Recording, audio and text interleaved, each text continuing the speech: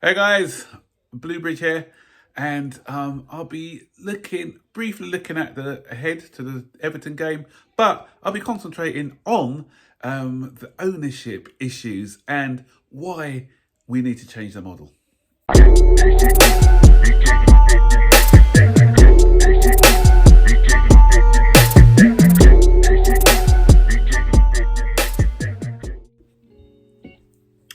So yeah, I haven't made videos for a while.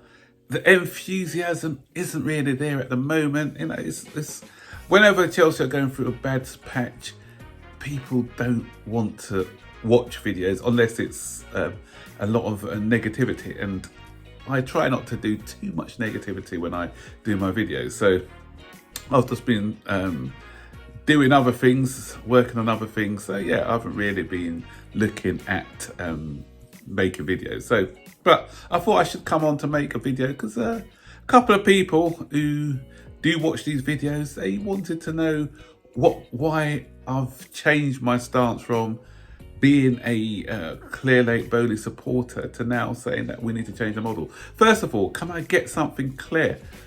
I have never said that I am a supporter of Bowley and Eghbali. What I've said, and my stance has always been clear and consistent, is that I will give them the benefit of the doubt. And I've always stood by that. And I said I will let them, I'm not going to say this is a failed project until I see a good enough sample size. That's the way I work. I'm balanced. And so I didn't want to make any sort of knee-jerk reactions. And I've always said I'll give it some time and then I'll assess it after I've given it some time. And I think 2 years now is quite a good sample size to see where this project is actually heading. So, you know, I'm trying to be speaking more balanced when I look at this particular project. And so with all projects, we know they take time, yeah, but what we see with projects is progression. And at the moment, I'm not confident at the moment that there has been any progression with this particular project, because we've some way see we've moved up from 11th to 9th now, but is that real progress? Not really. You know, we are having the same issues that we've had now since they've been in charge. And I get it, we've had injuries. So I do get that. I know that there's been a lot of injuries and it's hamstrung us. But again, they changed all the medical stuff. And so did they take a bit of blame for that? Probably.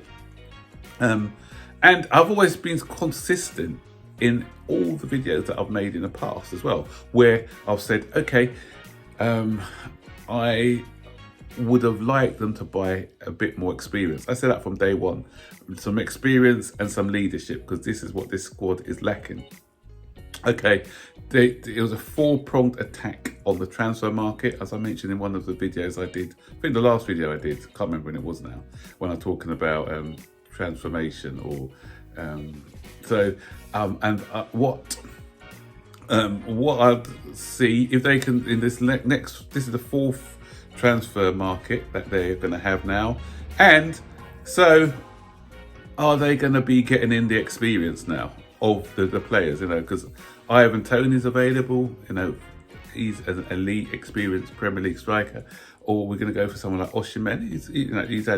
He's had over 100 odd games, 150 to 200, so he's played a lot of games, so he's experienced. So people like that who's played more than 150, 200 games, those are the sort of players that we need to go for in the spine. And so it'll be an interesting window to see how they tackle the transfer window in the next market, if we've got money. And that's the thing with them, because they've made a lot of mistakes, you know, and some of these mistakes I've already mentioned, but if I sort of go through them again, why have we got 5 right wingers in the team? You know, we've got people like Amari Hutchinson, who's on loan at the moment. We've bought Kendra Paez, who's the next best thing. Cole Palmer. We've got, is it Mariero, the Portuguese guy? And so that side is not balanced. And on the other side, we got two left wingers, and the reason was, why did we go for Mudryk ahead of somebody like Trossard? Now, Trossard would have given us experience. Mudryk, was he bought with a plan? Doesn't look like it at the moment. It was just to get one over Arsenal. Why have we got like 50 midfielders and no striker? Why did we loan Broer out? And so we've got nobody who can finish. You know, Nicholas Jackson's still raw. And it's unfair for him to be leading the line on his own. Okay, we've had some injuries in defence, but why didn't we go for an experienced 27-20? We knew Thiago Silva's time was nearly up. Why didn't we go for someone with a bit more experience in our back line? So yeah, we're very unbalanced in with our squad at the moment. So that's some of the things that they've done. They've stripped out, as I said, the club from top to bottom. They've got rid of everyone. You know, some people have stayed, like Neil Bath and people like that, but a lot of the medical staff, physios and everything, etc., have left the club. And so, yeah, it's not working at the moment. At the moment, it's not working. So that's why I sit with SG. Big up to SG on social media for trying to make them aware. And some people are saying, "Oh, what? This is a load of this is pointless. What he's doing, etc." But if you don't make a stand, then don't argue about it. If things are not going right, don't argue about it. You know, you've got no right to argue about it. If you're not, if you're unhappy about something, let your voice be heard. And at least you could say, I tried to do something. It may not work, but you've tried. You've made that effort. And so basically, what I'm calling for, and I stand with SG on this and others who are, change the model.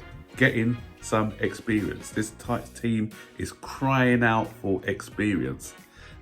And again, I've been consistent in all that. When I did the League Cup final video, I mentioned, had Van Dijk been in Chelsea's team instead of Liverpool's team, Chelsea would be the ones who had lifted up the trophy, the League Cup trophy. So it's when we've had our rebuilds in the past. If you haven't seen the video I did on rebuilds, just have a look at it.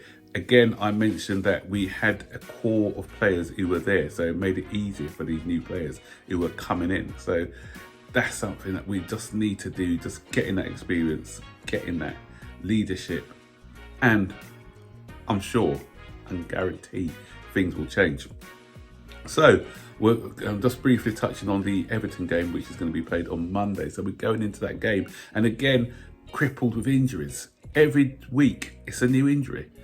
And what's going on? What is going on? I know it's went on before, so I don't want to put everything on the owners. I don't think that's fair, but it's just alarming now that we've got so many injuries, and the latest injuries are well, who is it now? Not illnesses, because Raheem Sterling's ill, so you can't put that on this. If you're ill, you're ill. And I think somebody else is ill. Who's the other one who's ill? I can't remember. But we've got injuries to Enzo Fernandez and Disasi now. Those are the two latest players who have picked up injuries. So if you look at our injured 11, that team could arguably can compete for the top four position. So you got who's it? The goalkeeper, Sanchez in goal. Then you've got Reece James. You've got Ben Chilwell. Then now you've got Fofana. You've got who's the other one? Disasi now out. Then you've got Ugochukwu. You've got who else is there? So many players now. I can't remember. Lavia and who else is there? Sterling's going to be out, and you're going to have and Cuckoo's been out most of the season. And I can't remember who the other two were, but yeah, they were.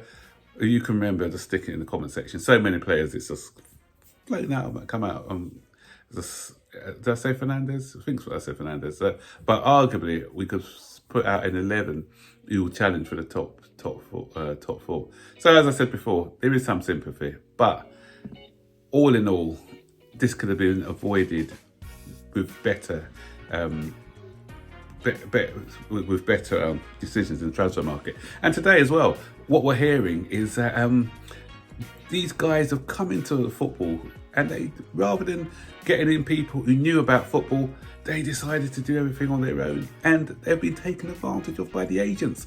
I think was it £75 million we've wasted to agents. That's alarming. I think Manchester City are next in the table. I think it was 60 million. We've 15 million over, and some clubs have only paid 8 or 9 million. 75 million on agency fees. Again, that's just naivety and not good enough. And because we've made a lot of gaffes in the transfer market, we're now, if some reports have been told that we need to find 100 million by the end of June to balance the books, and being able to go and tackle the transfer window for the next season. So we may be hamstrung in the players that we can get just because of a lot of mistakes that have been made in the past.